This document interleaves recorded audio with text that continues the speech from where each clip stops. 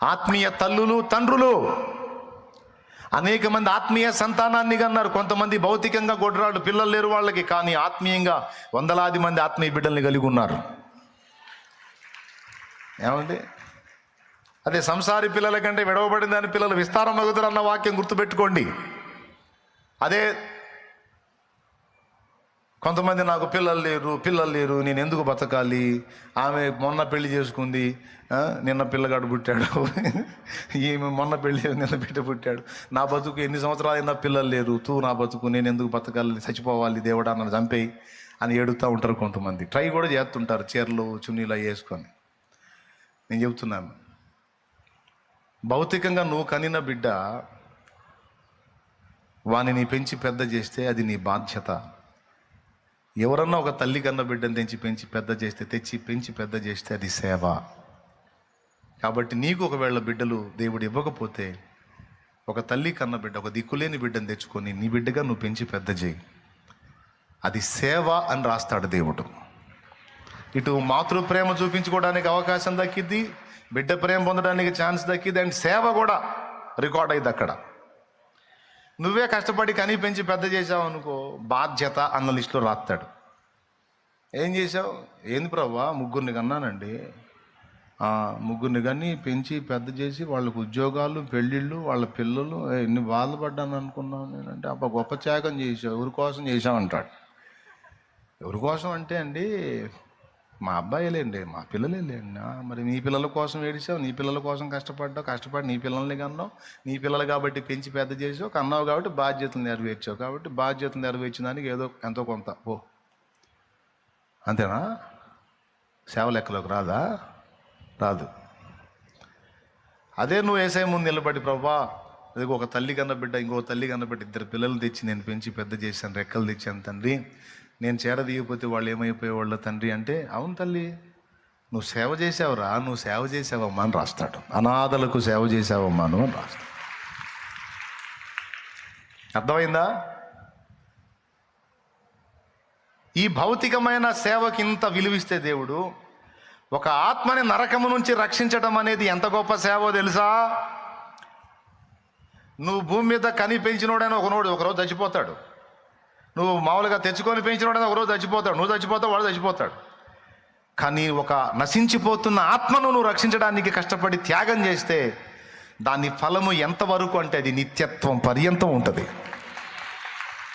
అది అక్షయధనం, అక్షయ బహుమానం. అది ఏమన్నా అర్థమైందా నేను చెప్పేది? కాబట్టి భౌతికంగా నువ్వు గొడ్డాలు అయినా సావు బతుకు అనొద్దు. ఆత్మీయ సంతానాన్ని గంట మొదలుపెట్టు, ఆత్మలకు సువార్త చెప్పు, అనేక మంది ఆత్మలను గను. భౌతికంగా కన్న పిల్లలైనా తన్ని తగలేస్తారేమో కానీ నువ్వు కన్న ఆత్మీయ పిల్లలు నువ్వు అడ్డం పడితే నిన్ను వచ్చి లేవనెత్తుకుంటారు, నీ పక్షమున నిలబడతారు, నీ కోసం కష్టపడతారు, అవసరమైతే తమ రక్తాన్ని కూడా నీ కోసం దారిపోయగలిగేంత ప్రేమగా కనపరుస్తారు ఆత్మీయ పిల్లలు.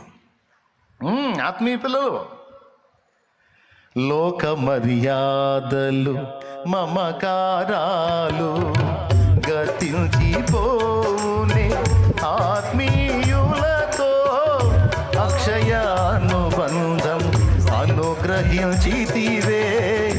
లోక మర్యాదలు మమకారాలు గతించిపోనే ఆత్మీయులతో అక్షయానుబంధం అనుగ్రహించితివే. అందుకే స్తుతి ఘన మహిమల స్తోత్రాంజలి, అందుకే స్తుతి ఘన మహిమల స్తోత్రాంజలి. ఆశ్రయ దుర్గమా నా యేసయ్యా, నవజీవన మార్గమునా నన్ను నడిపించుమా. ఊహించలేనే నీ కృపలేని క్షణమును కోపించుతూనే వాత్సల్యము నాపై చూపినావే. ఊహించలేనే నీ కృపలేని క్షణమును కోపించుతూనే చూస్తూనే వాత్సల్యము నాపై చూపిన.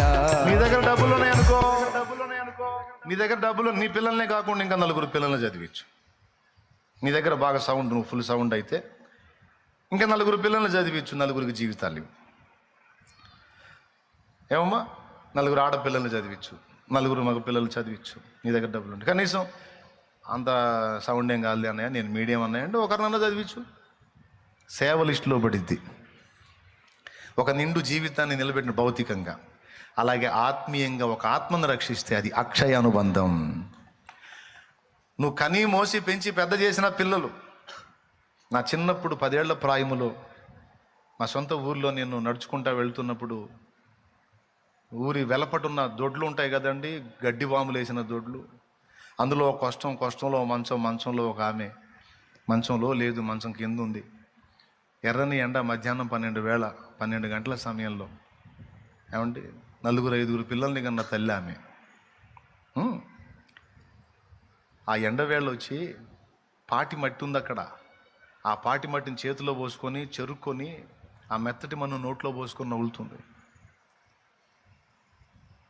ఆ మట్టి ఏం చేసిందంటే తిన్నందువల్ల గొంతు పట్టుకుపోయి నీళ్ళని ఈ కాలు 2 చోట్ల ఇరిగుంది, నడవలేదు. ఆ మంచం మీద నుంచి ఎట్టబడిందో కింద పడింది. ఆకలయ్యి పిల్లలు ఎవరు ఆహారం పెట్టక మట్టి చెరుక్కొని తిన్నది. ఆకలి బాగా తట్టుకోలేక నీ గొంతు పట్టేసి నీళ్ళని ఆ పురుగు మందు డబ్బా కడిగి పెట్టుంది అక్కడ, అందులో పోస్తున్నారు నీళ్లు. అప్పటి రోజుల్లో బహిర్భూమికి తీసుకెళ్ళేవాళ్ళు ఆ డబ్బాలని. ఆ డబ్బా పెట్టారు ఆమె దగ్గర. ఆ డబ్బా కొడతా ఉంది, ఇట్ట నేలకేసి కొడతా ఉంది. రోడ్డును ఎవరన్నా పోయేవాళ్ళు ఆగుతారేమో అని. దొడ్లు అటు ఎవరు వస్తారు? ఆ మధ్యాహ్నం వేళ నేను పోయి అటు పోతే ఏడుస్తా కేకలేస్తూ ఉంది, గొంతు పట్టుకుపోయి. జాలేసిందే. నా చేతిలో బిస్కెట్ ప్యాకెట్ ఏదో ఉంది, తీసుకెళ్ళి ఆమెకి ఇచ్చి ఆ డబ్బా తీసుకొని బోరింగ్ దగ్గర తీసుకెళ్ళి నీళ్లు కొట్టి తీసుకొచ్చి ఆమెకి ఇచ్చాను. ఇంటికి వెళ్ళినాక మా మేనత్తోళ్ళని అడిగాను నేను, ఆమె ఎవరు, ఆమెకు పిల్లలు లేరా, ఎవరు లేరా ఆమెకి అని. చిన్నోండి, అంత 10 ఏళ్ళు ప్రాయం ఉంటుంది, 10 ఏళ్ళు. ఆమెకి ఎవరు లేరా అంటే ఆమె స్టోరీ చెప్పింది. పొద్దున్న లెగిస్తే సాయంత్రం నిద్ర 12 దాకా చేస్తానే ఉంటుంది. సంపాదన, పిల్లలు సంపాదన. పిల్లికి బిచ్చం పెట్టదు. నా పిల్లలు నా ఇల్లు నా సంవత్సరం, నా పిల్లలు నా ఇల్లు నా సంవత్సరం అని దాని బతుకంతా అంతే తగలబోసుకుంది. పొలాలు సంపాదించింది, అన్ని రకాల తిప్పలు పడింది, అన్ని బిడ్డలకి డాబాలు కట్టించింది, అన్నీ చేసింది. చివరికి మంచాన పడింది, కాలు 2 చోట్ల ఇరిగి మంచాన పడేసరికి చూసే దిక్కు లేక కోడళ్ళేమో ఆ గతి చేశారు, కష్టంలో పడేశారు. అన్నీ మంచంలోనే అవుతున్నాయి, ఎత్తిపోయేలాగా సస్తున్నాము, కష్టంలో అయితే ఏ గొడవ ఉండదని తీసుకొచ్చి ఆడ పడేశారు. దాని కర్మ అట్లా కాలుతుందని చెప్పాను. దీన్ని బట్టి మీకేమర్థమైంది? ఏమర్థమైంది? జాగ్రత్త. దేవునికి స్తోత్రం. అర్థమైందా? పగటి కలలు కనొద్దు, ఊహల ప్రపంచాల్లో తేలిపోవద్దు. అందుకే చెప్తున్నాను, నీ సొంత వాళ్ళని ప్రేమించాలి, సొంత వాళ్ళ బాధ్యతలు నెరవేర్చాలి, కానీ దాంతోపాటు 4 ఆత్మలను కూడా సంపాదించుకోవాలి. బతికిన దినాల్లో, చచ్చిన తర్వాత కూడా అది శాశ్వతమైన అక్షయమైన ధనం, ఆత్మలు. కాబట్టి దానికోసం మనం ప్రాకులాడాలి, పాటుపడాలి. దానికోసం మనం బలిపీఠం ఎక్కాలి. మనల్ని మనం ఏం చేయాలండి? బలిపీఠం మీద దేవునికి సంపూర్ణ సమర్పణగా సమర్పించుకోవాలి. అప్పుడు దేవుడు మనల్ని రెడీ చేసుకుంటాడు. దేవుడికి అప్పచెప్పావు కాబట్టి ఇక ఏదొచ్చినా సరే నువ్వు మళ్ళీ అడ్డు చెప్పడానికి లేదు. దేవునికి స్తోత్రం.